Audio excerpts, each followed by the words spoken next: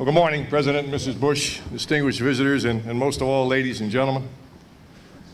This 7th day of December is always a poignant day for Americans. Today, it is even more so the case. We commemorate a day that enraged the nation and propelled the United States into a bloody 4-year struggle, from which we emerged the most powerful nation on earth. Today, we rededicate a gallery of a national museum that depicts elements of our fight in the Pacific against a battle-hardened and fanatical enemy. We honor our 41st President and Commander-in-Chief today, both for his heroism in that campaign and for his tremendous service to this state and this country over the intervening years.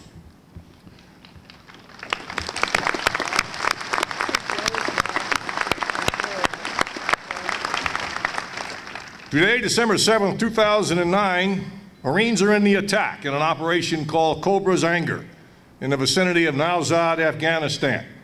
They face yet another fanatical enemy, but the men of the 3rd Battalion, 4th Marines have no doubt as to how their efforts will end. On a personal note, for my father, a World War II veteran, alive today, he and my mother would be celebrating their 63rd wedding anniversary. Thank you, folks. Ronald Reagan once remarked, "Freedom is always just one generation away from extinction. We do not pass it along in our bloodstreams to our children. It must be preserved and sometimes fought for by those who hold it dear." The generation born of the Great Depression held it dear. On the night of December 7, 1941, young men lined up and slept in place outside Marine recruiting stations in order to be amongst the first to enlist on Monday morning. They believed the Marine Corps would be the first to take the fight back to the enemy in the Pacific, and history has proved them right. Hundreds of thousands of other young men across the country made similar decisions to place their lives on hold, to forego college or marriage, in many cases to give up a well-paying job in order to go to war. George Herbert Walker Bush was one of those men. He is, of course, a man of humility.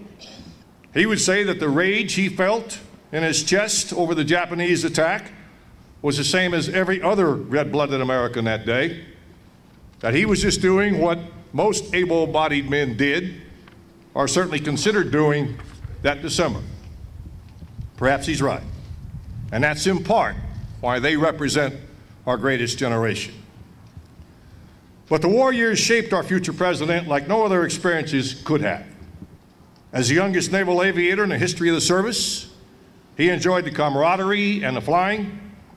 He shared the dangers and the hardships. He demonstrated immense personal courage, and he suffered the loss of friends and shipmates. Through it all, he maintained optimism and a larger sense of perspective on the job he was doing. In 1944, he wrote to his mother, "The Navy itself is great, but what we're here for is even greater." He has called his experiences from 1942 through 45 a sobering understanding of war and peace. That sober understanding is a quality we would pray God give all those elected to be our Commander-in-Chief.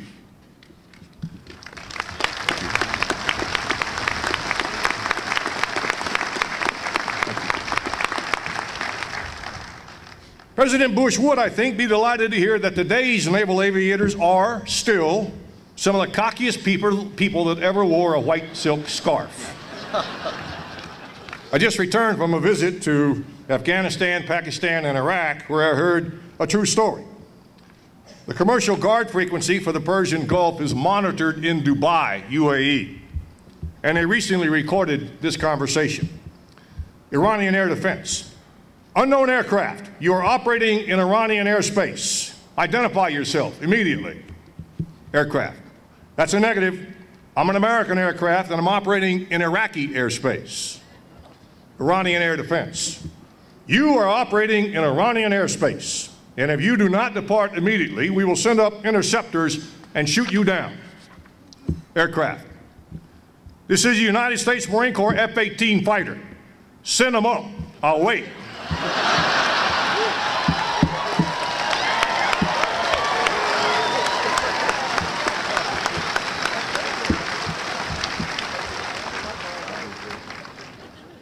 Ladies and gentlemen, Annette and I have had a brief opportunity to walk around this magnificent museum, and those of you in the Nimitz Foundation and from the great state of Texas should feel very proud of your efforts here. The Stonemasons Guild of Brussels in the 18th century petitioned their king, who was about to commission a new structure.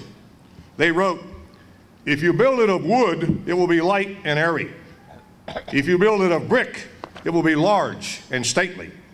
But if you build it of stone, it will last through the ages." Folks, you have built a museum that will last through the ages. It honors our World War II heroes, but will also inform, inspire, and educate generation after generation of young Americans, most of them not yet born. You have built a museum of stone. The museum is much needed. Out of curiosity, I picked up a 12th grade history book used in Virginia and DC schools before I came here. In the chapter on the Pacific Theater of World War II, I did a country boy analysis. I counted the paragraphs as a reflection of what the authors thought were the most important issues of the time. You might be interested. The chapter started with 3 paragraphs on how the U.S. might have avoided the war. There were 4 paragraphs on racial conditions in the states at the start of the war. There was 1 paragraph on the Pacific strategy, 2 paragraphs written on naval battles. There were 2 short paragraphs on the leadership in the Pacific, one of them critical. There were 4 paragraphs on minority contributions to the war effort, 7 that described the Army and Navy Marine island hopping battles. Finally, there were 10 paragraphs on whether or not we should have dropped the atomic bombs on Hiroshima and Nagasaki, and generally concluded that it was a mistake. Now, I don't mean to criticize the content of the chapter. We've all seen countless books written on each of those subject areas. They are important. My point is that after reading the chapter, I don't believe that the average young student could possibly come away with an appreciation for the determination, the uncertainty, the resiliency, and sacrifice at home and particularly overseas. That was America during World War II. That role then falls to this museum and places like it across our country. We, you and I, must bring our children and grandchildren here so that they can grow to appreciate the gifts of freedom that the greatest generation bestowed on us all so many years ago.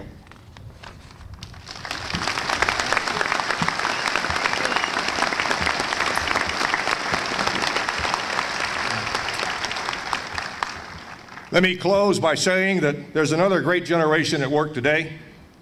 The shock and surprise of Pearl Harbor sprung President Bush's generation into action. The outrage of 9/11 has done no less for today's warrior class. I once spoke with a young Marine in Ramadi, Iraq. When I asked him why he joined the Corps, he answered, "Sir, I was 10 when they attacked the towers. I will admit, initially, I was scared. By the time I was 13, I got really mad that they could do that. Now I'm 18 and I'm doing something about it."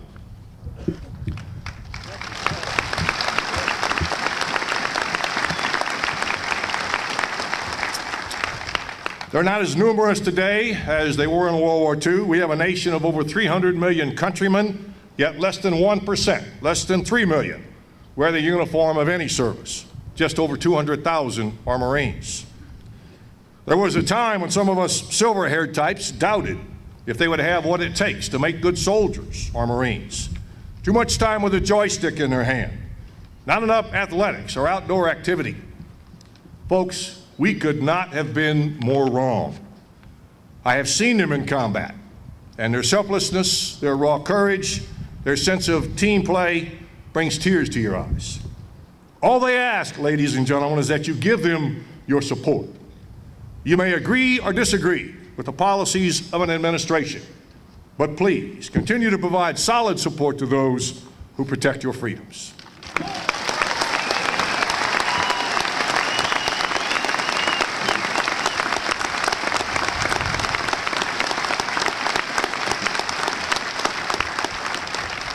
If you do that, our armed forces, in fact our nation, will be in great shape for a long time to come as these young men and women grow to increasing levels of responsibility.